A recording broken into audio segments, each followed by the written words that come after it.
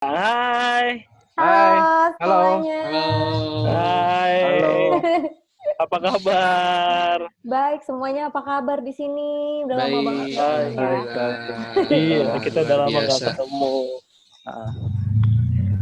Balik lagi nih, kita mau ngobrol-ngobrol nih sama politisi muda. Wah. Mantap itu.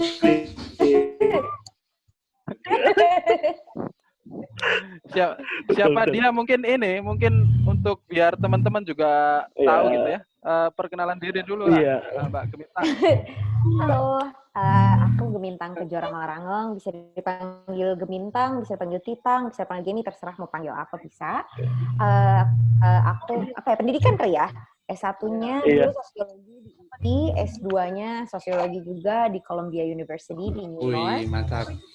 Terus sekarang aku DPP Partai Demokrat di bawah Badan Komunikasi Strategis, Deputi Konten Kreatif.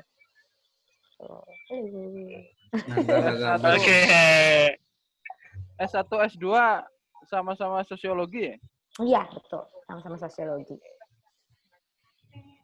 Selain di DPP Demokrat aktif di mana? Sekarang aku juga kerja full time di NGO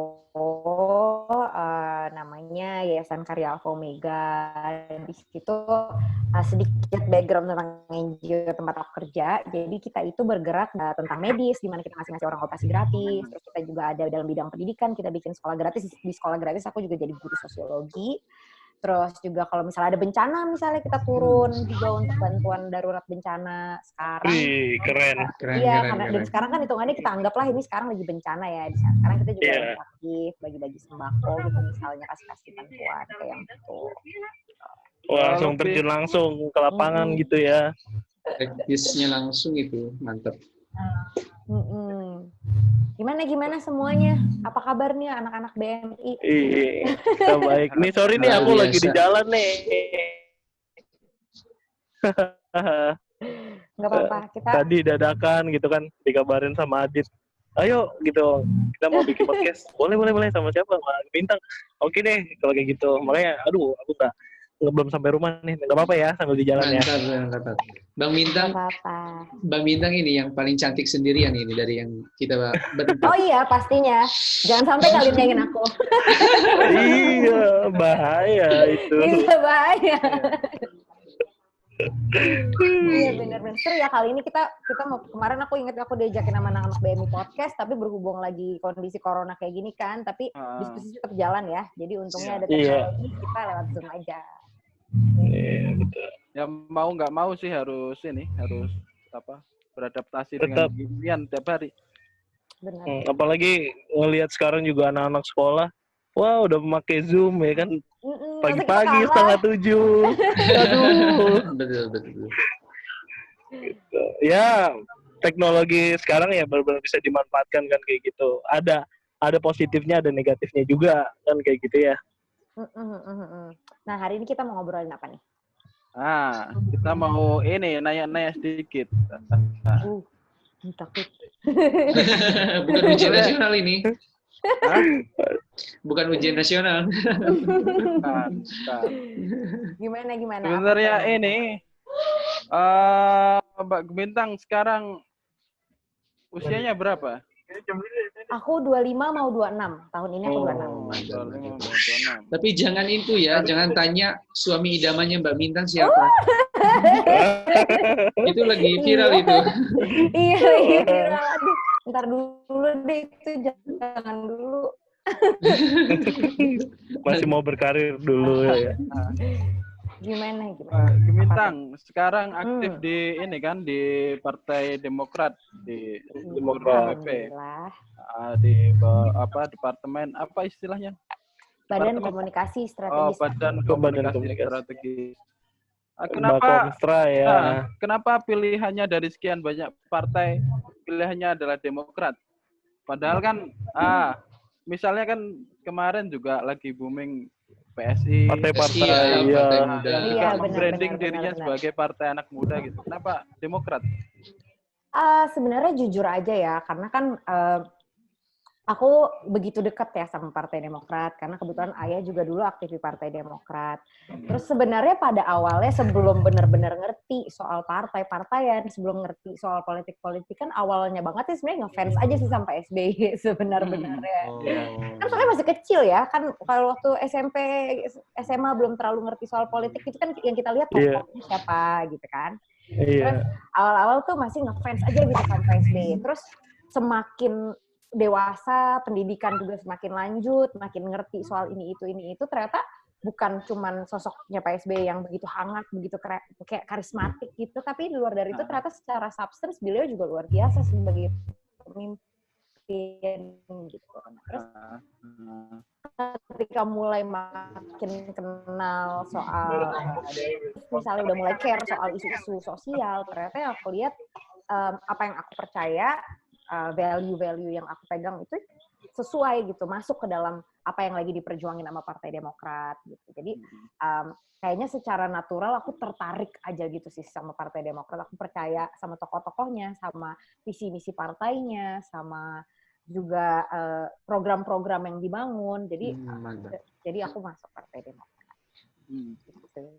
Tapi awal tertarik masuk ke dunia politik atau karena memang dekat, karena aktivitasnya ayahnya juga di partai politik, atau ada momen yang memang kemudian aku harus masuk partai politik nih gitu?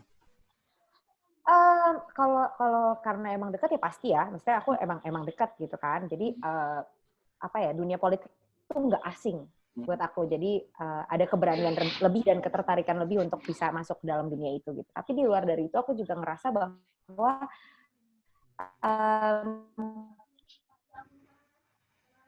kayaknya politik praktis itu sekarang memang salah satu terhadap sebuah perubahan untuk bisa memperjuangkan misalnya nilai-nilai, khususnya untuk kalau aku perempuan dan anak muda misalnya kayak gitu. Jadi gimana lagi tempatnya kalau bukan melalui politik praktis gitu kan? Masuk ke DPP mulai di bawah kepemimpinannya Mas AHY. Dilantik baru bulan Mei kemarin. Oh, bulan Mei ya. Oh iya. Kepengurusan baru.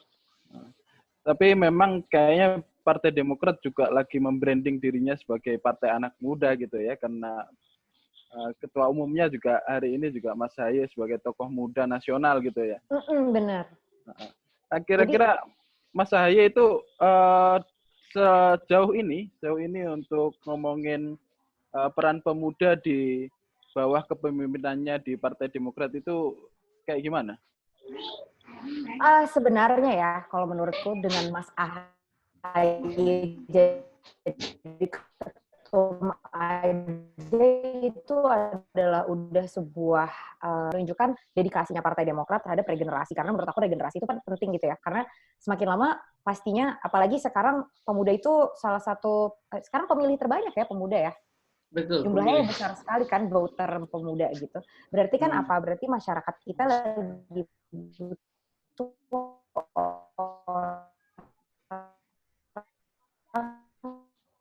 yang ngerti tentang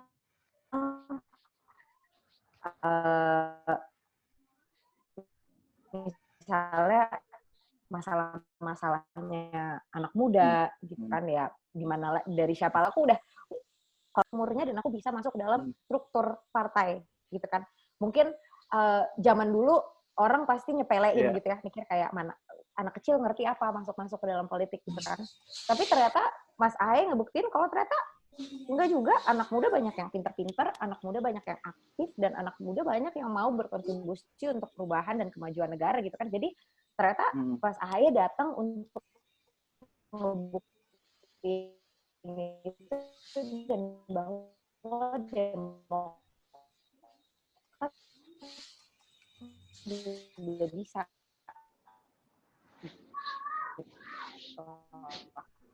Dan ternyata benar. Seru ya berarti nih di Partai kan? Demokrat Kita semua gitu. anak Aku ngeliat baru. juga. Keren, Iya. keren. Iya bener-bener apa ya, ngerasa jadi tahu seluk-beluknya apa sih itu politik yang bener, ini yang mana yang nggak bener kayak gitu. Jadi nggak selamanya itu semuanya itu orang kan nganggap nggak benernya aja Nggak benernya taunya. aja. Kalau pas kebanyakan gitu pas kita sekolah kuliah kan kita taunya dari lingkungan sekitar, politik mah beginilah, ntar itu atau mungkin calegnya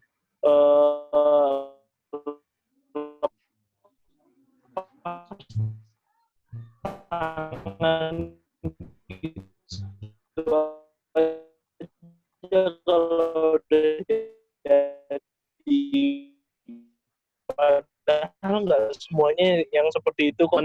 Perhatikan rakyat kayak gitu, memperhatikan teman-teman di daerahnya, di dapilnya masing-masing dengan program-program dia membela benar-benar rakyat kayak gitu. Nah itulah yang jadi kebuka di Demokrat ini benar-benar mereka melaksanakan tugasnya kayak gitu. Itu sih kalau di pandanganku. Mungkin kalau dari Mbak Gumintangan nih, apalagi di DPP ya, di Bakomsra apa tentang apa berita-berita kan di DPP lewat Bakomsra juga ya kalau nggak salah ya. Iya. Ya, aku lihat juga sih, aku setuju banget sih tadi apa yang kamu bilang. Justru kayak aku ngeliatnya sekarang itu banyak banget anak muda di politik yang justru lagi haus banget untuk ngebuktiin kalau mereka tuh kerja dan mereka real dan mereka berusaha dan mereka mau benar-benar belajar dan berkontribusi gitu. Jadi kayak lagi semangat itu lagi menggebu-gebu gitu lah. Mungkin karena juga di satu sisi diremehin, di satu sisi juga karena banyak yang kayaknya kan kalau anak muda harus kerja keras 2 kali gitu ya, karena pengalamannya mungkin nggak sebanyak kita itu mampu. Sama juga mungkin ketum mungkin juga kayak gitu. Mungkin di mata publik banyak yang merasa kayak, oh dia muda banget, oh tiba-tiba udah jadi ketum gitu ya. Dan itu menurut aku simbol dari perannya anak muda itu kelihatan banget di ketum. Kalau Mas AHY muda banget dan pasti banyak yang mempertanyakan anak semuda ini bisa nggak jadi ketua kayak partai gitu kan. Terus di situ dia nunjukin kalau dedikasinya luar biasa, kerja kerasnya luar biasa, dan ternyata bisa kok gitu loh. Dan itu kalau menurut aku cukup menjadi inspirasi yang luar biasa, baik di dalam departemen aku maupun di badan-badan yang lain. Apalagi kalau misalnya di Bakomstra sekarang kita kan komunikasi strategis ya. Dan itu kan ranah komunikasi itu kan ranahnya anak muda banget zaman sekarang. Apalagi kalau urusannya sama sosmed, urusannya sama video editing, atau misalnya desain-desain, itu kan semua urusan-urusan anak muda. Dan di divisi aku juga banyak anak muda. Kayak staff-staff kita semua juga banyak yang anak muda. Jadi kayak emang kita dikasih porsi yang nyata di partai untuk ngelakuin apa yang emang ranahnya kita sebagai anak muda.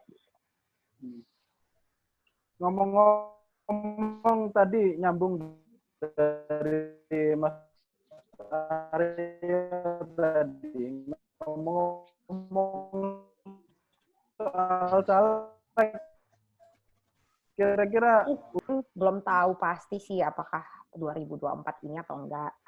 Kalau dari keluarga sih ada dorongan untuk, maksudnya kalau emang kamu mau silahkan go ahead gitu ya. Cuman aku sih nggak buru-buru, karena aku juga masih ada mimpi untuk mau ngambil S3 misalnya tahun depan mungkin. Dan pastinya kan aku nggak mau maruk gitu, kayak ngambil S3 iya tapi mau nyalak juga iya, ntar yang ada sekolahnya nggak maksimal, terus nanti kalau misalnya insya Allah kepilih misalnya gitu, ntar kerjanya juga nggak maksimal kan. Di bareng-barengnya nama sekolah gitu kan. Jadi kalau memang jadi aku mau sekolah ya pasti aku masih muda juga kan hitungannya. Iya. kalau caleg ini misalnya apa namanya? Di Jakarta kan tinggalnya ya. Iya, di Jakarta Timur juga lebih tepatnya. Maulana, apa yang mau ditanyain Maulana? Ini nyambung yang tadi juga sebenarnya, yang minat anak muda terhadap politik. Biasanya saya nemuin itu anak muda yang justru kebetulan bapaknya yang sekarang sedang menjabat di dalam dunia politik. Justru biasanya mereka bilang, wah nggak mau saya, nggak mau ikut ke ranah politik. Politik itu kejam, politik itu bagi mereka tidak baik dan lain-lain. Saya salut dengan Mbak Mintang yang ingin turut serta membangun bangsa ini lewat jalur partai politik. Saya kira motivasi apa sih selain memang tadi misalkan kedekatan dengan Partai Demokrat secara contoh daripada orang tua dan ideologi yang sejalan dengan Mbak Minta itu sendiri, selain itu seperti apa keminatannya dengan partai politik? Ada hal lain nggak? Jadi aku lihat bahwa anak-anak muda sekarang tuh kritis ya. Iya, betul.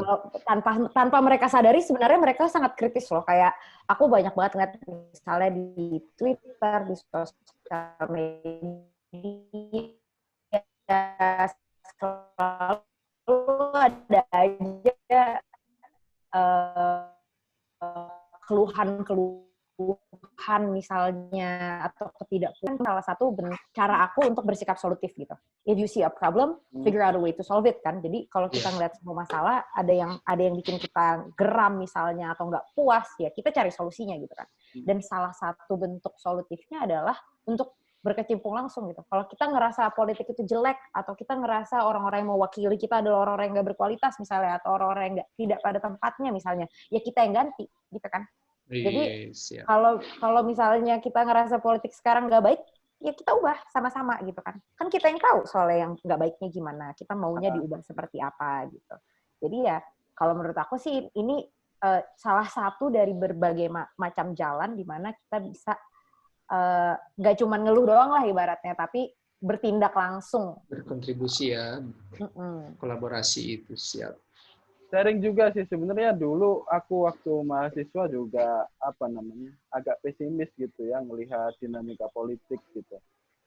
Tapi waktu itu memang meskipun pesimis tapi bukan berarti kita nggak punya harapan gitu, karena faktanya bahwa kalau kita mau ngomongin perubahan secara struktural gitu, entah ngomongin kemiskinan, entah ngomongin perbaikan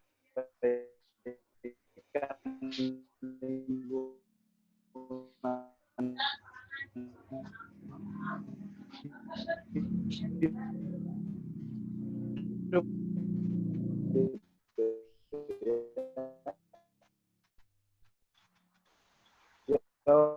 kita harus lewat jalur-jalur politik dan ini ya, dan namanya nggak ikut andil di dalam proses itu gitu. Iya sih, kayak kalau kita mau ngubah image politik yang kita anggap misalnya nggak bersih, ya kita ganti diisi dengan orang-orang yang bersih gitu kan. Kalau misalnya kalian merasa kalian orang bersih, ya masuk kita orang-orang yang sadar bahwa misalnya politik banyak orang jahatnya di dalam dan kita berusaha yang terbaik untuk jadi orang baik, ya kita isi posisi itu supaya nggak diisi sama orang jahat gitu kan. Jadi ya sebenarnya kalau menurutku gitu aja sih, kalau aku sih simpel banget. Jadi, betul. Iya kan sebenarnya sesimpel itu. Jadi makanya aku selalu ngedorong setiap kali ada teman-teman aku yang misalnya cerdas, menurutku pinter-pinter, atau misalnya menurutku punya perhatian yang khusus terhadap 1-2 isu misalnya kayak gitu, dan mereka selalu kayak ada keraguan di dalam hati untuk aduh gue masuk politik nggak ya, atau misalnya kayak kalian nih kayak aduh gue masuk saya partai nggak ya gitu, atau nyalek nggak ya atau apa. Kalau menurutku if you're smart, you have passion, go. Nothing tulus, lakuin aja gitu kan. Hadapi hayati dan nikmati ya. Setuju. Hadapi hayati dan nikmati. Bagus untuk aku pakai. Siap. Menarik.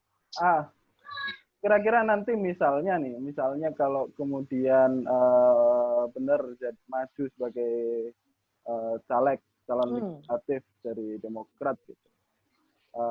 Melihat background-nya juga hari ini aktivitasnya di NGO, kerja-kerja sosial begitu ya. Kira-kira apa yang nilai apa yang kira-kira mau dibawa mau gitu. Mau diperjuangkan di parlemen gitu ya. Di parlemen. Jadi sebenarnya kalau aku kan background aku itu kan akademis ya sebenarnya. Betul. Karena sebenarnya kerja di NGO ini aku juga baru 1 tahun, dan sebelum kerja di NGO itu aku selalu bilang aku tuh full time student gitu. Karena habis SMA aku langsung S1, habis S1 aku langsung S2, jadi aku sekolah aja hidupku. Tapi kalau menurutku itu bisa aku kontribusiin, misalnya di luar dari isu-isu, misalnya aku pasti otomatis tertariknya ke isu-isu sosial ya, pendidikan, isu-isu sosial, juga dalam komunikasi aku juga tertarik gitu. Tapi di luar dari itu semua, salah satu hal yang pengen aku coba perjuangin seandainya aku punya posisi di legislatif adalah aku pengen sih mencoba untuk memajukan sistem research di dalam DPR itu sendiri gitu ya. Karena aku lihat misalnya contohnya yang paling recent gitu ya, dalam penyusunan RUU misalnya, aku lihat di DPR itu banyak undang-undang yang misalnya naskah akademiknya sebenarnya berantakan. Padahal itu adalah naskah akademik yang menjadi landasan untuk pembentukan rancangan undang-undang yang kalau undang-undangnya disahkan itu akan mempengaruhi kehidupan berjuta-juta rakyat Indonesia gitu kan. Jadi bayangin deh, kalau misalnya naskah akademiknya jelek, terus jadi undang-undang, itu kan berarti undang-undang didasarkan dasar keilmuan yang udah buruk duluan gitu, gimana undang-undang yang mau benar gitu kan. Dan kalau menurutku itu hal teknis yang luar biasa penting sebenarnya. Walaupun kadang-kadang nggak banyak orang yang ngasih perhatian ke situ gitu ya. Dan kalau menurutku itu juga sih kebebasan dalam berpolitik gitu ya. Kadang-kadang orang mikir kalau kita mau masuk DPR, hal yang harus kita perhatikan tuh harus isu besar gitu. Aku mau memperjuangkan isu ini atau memperjuangkan isu itu, which is good juga. Bagus juga kalau emang punya passion ke sana gitu. Tapi kontribusi kita di dalam DPR nggak cuma itu kok. Kadang-kadang di dalam konduknya DPR itu sendiri bisa kita ganti, bisa kita ubah misalnya gitu kan. Banyak yang bilang kayak banyak yang nggak setuju dan bete gitu, kenapa wakil rakyat kalau rapat pada tidur misalnya gitu kan. Udah, kalau kita pada jadi bolos wakil rakyat, gitu kita ya. datang, kita dengerin dan kita jangan tidur. Iya kan salah satu cara merubahnya kan kayak gitu. Karena DPR itu wakil rakyat dan kita adalah ujung tombak kepercayaan rakyat untuk menyampaikan aspirasi rakyat, gitu kan. Jadi hal-hal kecil tapi menurutku penting itu juga bisa jadi hal-hal yang aku mau perjuangin di dalam DPR itu sendiri. Ngomong-ngomong soal riset tadi, riset di kelembagaan DPR itu, ada ini nggak? Ada misalnya contoh yang Gemintang anggap itu di negara mana misalnya, contohnya di Amerika misalnya, kayak di Amerika misalnya, budaya riset di kelembagaan parlemen itu yang dikatakan bagus itu kayak gimana sih sebenarnya? Wah, kalau di Amerika R&D-nya bagus banget ya, research and development-nya untuk hal-hal kayak undang-undang. Karena kalau mereka salah-salah dikit, pakai data yang salah, atau nggak benar, pakai misalnya referensinya, mereka dicerca habis. Baik sama media, atau baik sama rakyat itu sendiri. Karena gimana ya, kayaknya kita juga harus sadar, kita harus marah sih sebagai rakyat kalau misalnya undang-undang dibikin berdasarkan naskah akademis yang nggak jelas gitu. Kenapa? Karena gila, negara mau bikin undang-undang yang mempengaruhi hidup kita secara langsung dan bisa berpotensi untuk mengubah gaya hidup dan kelangsungan hidup kita, tapi nggak dipikirkan dengan baik, nggak direncanakan dengan baik. Padahal kelasnya negara, gitu kan. Nah, contohnya kalau misalnya di Amerika gitu, otomatis menurutku naskah akademik yang baik gitu ya, research yang baik, pasti pertama kalau memang menggunakan lembaga riset itu harus terpercaya, terbukti, ya kayak kalau anak S1 pasti udah pernah tahu basicnya aja deh, misalnya referensinya jangan dari blog. Dan itu masih ada di beberapa naskah akademis rancangan undang-undang gitu kan misalnya. Masih ada kadang-kadang kalau kita kulik-kulik gitu kan. Atau misalnya ambillah dari sumber-sumber yang terpercaya, misalnya gitu kan. Sumber terpercaya itu apa? Misalnya buku yang udah ke-publish oleh publisher yang jelas, sumbernya dari mana, misalnya kayak gitu kan. Terus kalau menurutku kemarin juga ada tuh rancangan undang-undang yang aku tidak mau sebutkan namanya. Salah satu referensinya adalah skripsi anak S1 gitu. Kayak skripsi anak S1 menurutku untuk kelas perundang-undangan nggak bisa ya dijadiin sumber menurutku gitu. Kayak banyak sumber-sumber yang lebih legitimate dari itu. Itu hal kecil aja ya. Kayak dalam penulisan naskah akademis rancangan undang-undang gitu. Jadi kayak kita juga harus lebih mengkritisi hal itu karena itu adalah titik pertama berangkatnya rancangan undang-undang kan, titik pertamanya naskah akademis dulu kan sebagai landasannya. gitu. Itu kita perlu kritisi kalau menurutku salah satu yang perlu kita kritisi. Gitu. Menarik ya. Ngomong-ngomong soal riset kan kemarin waktu kampanye 2019 Pak Jokowi juga bilang akan bangun Badan Riset Nasional. Tapi kan sempat jadi polemik juga karena banyak lembaga-lembaga riset yang itu non pemerintah gitu ya, yang selama ini berkontribusi ya juga ikut berkontribusi ke dalam menentukan kebijakan juga ribut sendiri. Nah ini kan ya salah satu yang yang dibicarakan adalah soal independensi.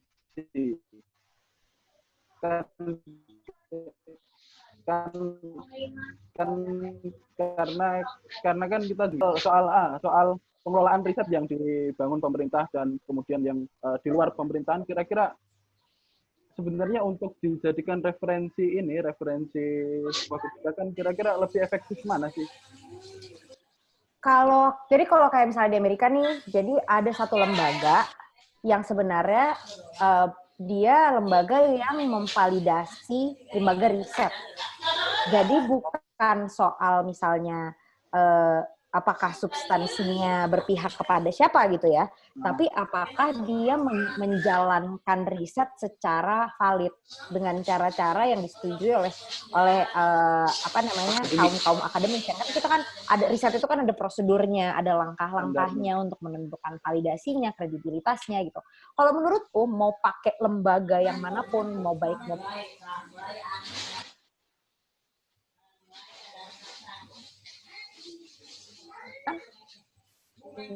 misalnya segede apa sih yang kira-kira dia bisa dianggap cukup untuk mewakili sebuah undang-undang gitu. Misalnya kan lucu kalau misalnya mau bikin undang-undang tapi ternyata memakai sebuah riset yang sampelnya cuma 50 orang gitu kan. Ya maksudnya gitu. Jadi kayak hal-hal yang kayak gitu yang harus diperhatiin. Jadi jauh lebih penting dari baik itu mau swasta kah atau mau negara kah, yang penting kita memperhatikan itu kita debatkan di dalam rapat undang-undang, rapat RUU-nya itu sendiri, baru di situ kita ngobrol. Tapi yang penting datanya itu sendiri sudah benar dulu gitu kan. Jadi nanti kita tinggal ngomongin soal kayak kita mau mengacu kepada poros yang mana, kita punya argumen seperti apa, mana keputusan yang lebih baik, undang-undang ini disahkan, RUU ini disahkan atau tidak gitu. Tapi landasan datanya itu harus udah nggak boleh diperdebatin lagi gitu ibaratnya. Iya. Mantap. Ini anak sosiologi terasa anak hukum ini. Luar biasa. Riset juga loh. Iya, riset. Iya, betul. Tapi cuman kan kelemahan kita di Indonesia ini kan risetnya kan emang kayaknya kurang ya. Kurang. Lembaga risetnya kurang ya. Dihargai juga gajinya teman-temanku yang pada researcher kok sedih banget. Kalau di NGO yang sekarang tempat kerjanya Gemintang itu dia juga ngerjain riset juga apa gerakannya apa filantropis saja gitu? Enggak, ya kita benar-benar humanitarian aid aja, dan kita yang sifatnya kita yang langsung gitu. Jadi kita yang turun, bukan kita enggak, selain di dalam bidang bencana kita enggak ada advokasi yang sifatnya pakai data gitu, enggak. Oh iya. Apalagi Maulana mumpung ya, mantap. ilmunya banyak loh. Kalau kalian ini juga buat yang nonton nih, kalau misalnya kalian ada ntar kita podcastnya udah selesai tapi ada pertanyaan-pertanyaan yang masih ditanya juga bisa nanti aku langsung, atau bisa nanya juga ke portal-portal IG-nya apa Mbak Mintang? IG-nya @gemintangkejora, namaku aja, atau kalau di Twitter @gemintangkm. Baik, ini langsung saya cari. Jadi langsung aku, atau bisa nanya melalui anak-anak BMI ini, ya kan? Instagramnya BMI apa? Instagram BMI? Official BMI. Iya, @official BMI _. Nah, ya bisa juga lewat anak-anak BMI. Kan kita sering ngobrol ya. Nanti ini ya, akun Instagramnya dicantumin di sini ya. Ya, nanti ada di description-nya. Ini di YouTube kan? Ya, Ada di YouTube. description. Nah, nanti banyak sebenarnya yang bakal kita ceritain. Panjang kali ya kalau tentang politik anak muda boleh gitu tuh ya. next episode. Kayaknya next episode gitu. Kita jangan panjang-panjang, durasinya ntar males orang yang nonton kayaknya gitu. Ya. Biar penasaran gitu ya kan. Ya kalau misalnya Maulana ada yang ditanyain atau nggak ada Iya, ya? apalagi nih, digali terus. Mungkin nih dari Ciamis gimana kira-kira? Oh, banyak Pandangannya. sebenarnya ini hal-hal yang perlu kita kritisi nih terkait satu aja isu yang sangat krusial yang sedang dibahas oleh masyarakat saat ini di Ciamis. Pada tanggal berapa ya? 3 Juli kalau gue salah. Ada demo sekitar 15.000 orang berkumpul di depan DPRD Ciamis untuk mengkritisi dan menolak, sebenarnya lebih ke menolak dari keberadaan RUU HIP. Nah, menurut Mbak Mintang sendiri, RUU HIP ini sebenarnya gimana ini?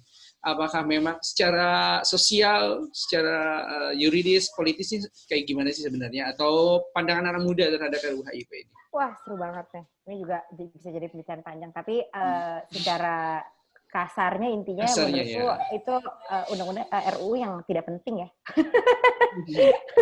Pertama, menurutku itu tidak penting sekali. Ngapain sih? Iya, sebenarnya kalau dalam substansi gitu ya, pertama undang-undangnya tidak jelas. Jadi gunanya itu apa? Tujuannya apa sih? Kan kalau menurutku merencanakan sebuah undang-undang baru itu adalah sesuatu yang perlu ada tujuannya.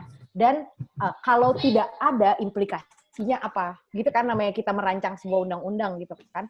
Jadi kita perlu buat ini supaya ada masalah ini yang teratasi dengan ini gitu kan. Nah, RUU HIP itu menurutku nggak ada. Kalau dia nggak ada nggak ngaruh. Kalau dia ada malah nyusahin. Ya kan malah berpotensi untuk ngasih masalah-masalah yang baru yang sebenarnya nggak perlu gitu kan. Dan lagi pula Pancasila itu kan dasar negara. Masa dasar negara yang dijadikan landasan untuk undang-undang. Kalau mau diundang-undangkan nggak penting lah ya. Intinya tidak ada urgensi ya, bahkan substansi pun enggak. Urgensi. Dan kalau kembali lagi ke dasar naskah akademisnya juga, aku sebenarnya belum baca full, tapi aku juga ngeliatin sedikit argumen-argumennya juga nggak jelas. Terus ini Mbak, nyambung lagi nih masalah Pancasila. Bagaimana sih menanamkan Pancasila bagi anak-anak muda sekarang? Sekarang kan udah ada BPIP tuh. Penting nggak sih sebenarnya keberadaan BPIP untuk menanamkan nilai-nilai Pancasila ke anak muda milenial zaman now? Tidak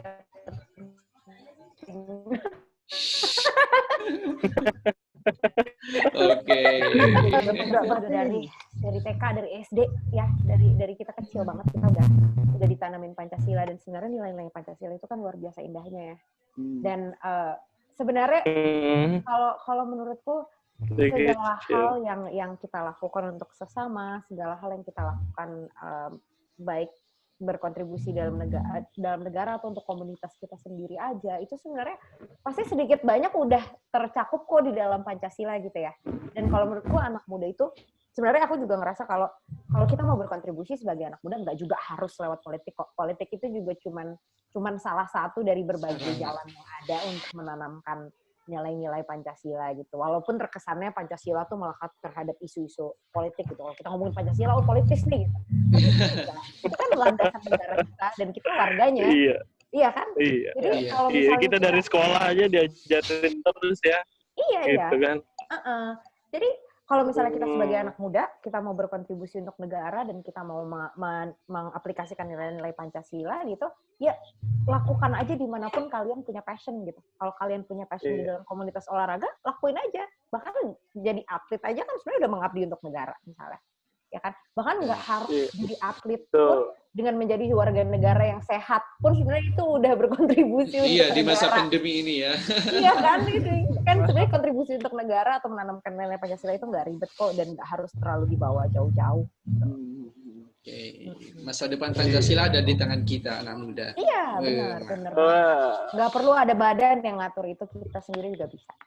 Ngabisin anggaran doang itu. Ngabisin anggaran doang itu. Lumayan 1 T. Iya lumayan loh itu. Memang dalam Pajak. Iya. dalam sejarah perjalanan Indonesia ini memang Pancasila ini kalau bahasa kasarnya ini proyek yang nggak selesai-selesai. Benar. Sebenarnya gini, kalau menurut pandangan pribadi aku ya, Pancasila itu adalah sebuah mimpi sekaligus pedoman untuk hidup, gitu kan ya. Kalau di Amerika ada namanya the American Dream. Jadi ya kan the freedom of pursuit of happiness gitu. Jadi itu adalah sebuah dia Pancasila itu punya 2 peran. Yang pertama sebagai end goal, sebagai akhir kita mengejar untuk mencari itu, tapi di sisi lain juga sebagai guide untuk kita bagaimana cara kita bertindak atau berperan sebagai masyarakat. Kan sebenarnya kayaknya para petinggi bangsa kita dulu, para forefathers kita kan bikinnya untuk itu ya, untuk jadi guide dan juga end goal gitu kan. Jadi kalau menurutku ranahnya Pancasila itu ya itu untuk kita semua gitu. Kalau misalnya kita mau mengambil keputusan, kita mau bertindak sebagai seorang warga negara Indonesia yang baik, kita lihat apakah tindakan itu sesuai dengan nilai-nilai yang ditanamkan dalam Pancasila, dan itu yang kita sebenarnya gitu. Makanya kalau menurutku nggak perlu terlalu diusik-usik gitu. Kayak menurutku itu udah mimpi yang luar biasa kok gitu. Iya kan? Iya, betul. Panjang nih ngomongin Pancasila. Panjang ini Mendadak serius loh obrolan kita. Iya. Tadi aja. Ini DPR kita. Jadi berat obrolannya. Kalau menurut saya itu terlalu genit, ingin kembali ke masa lalu. Iya, nggak usah lah itu dibahas-bahas gitu kan. Ideologi udah final gitu, Pancasila udah final. Sebenarnya kalau menurutku yang paling penting adalah sebenarnya sekarang kita lagi banyak banget kok isu yang perlu dihadapi. Banyak yang jauh lebih penting. Jadi kalau paling kalau ada wakil-wakil rakyat yang lagi ngedengerin podcast ini atau ada orang-orang yang berada di dalam posisi kekuasaan untuk mengubah gitu, mungkin sebagai rakyat juga aku mau mengatakan bahwa coba dilihat lagi prioritasnya. Jadi kayak maksudnya negara kita lebih butuh apa sih? Jadi coba kalau lagi mau membuat sesuatu atau mau mengambil keputusan, itu nggak sih yang paling penting untuk dilaksanain sekarang misalnya gitu. Jadi baik dalam pengalokasian dana, waktu, pikiran, tenaga gitu, ya pilih aja yang mana yang paling penting dulu, yang paling urgent gitu kan. Jadi sekiranya nggak urgent, jangan dulu gitu. Macam punya list skala prioritas persoalan gitu ya. Iya itu kayak gitu, penting betul, banget penting. nggak sih? Ya mungkin terakhir Gemintang, pesannya buat teman-teman muda nih biar nggak antipati sama politik, apa motivasinya kira-kira? Motivasinya adalah sebenarnya politik itu nggak ruwet, nggak serius-serius amat kok sebenarnya. Kita juga ngobrol-ngobrol kayak gini nyantai ya, tapi kita sudah berpolitik kok ini sebenarnya gitu.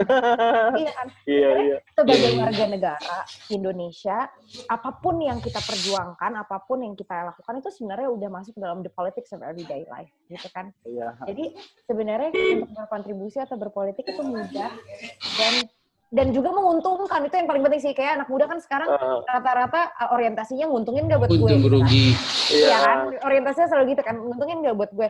Cuy, masuk ke politik tuh nguntungin buat lo. Gitu kan. Karena kenapa?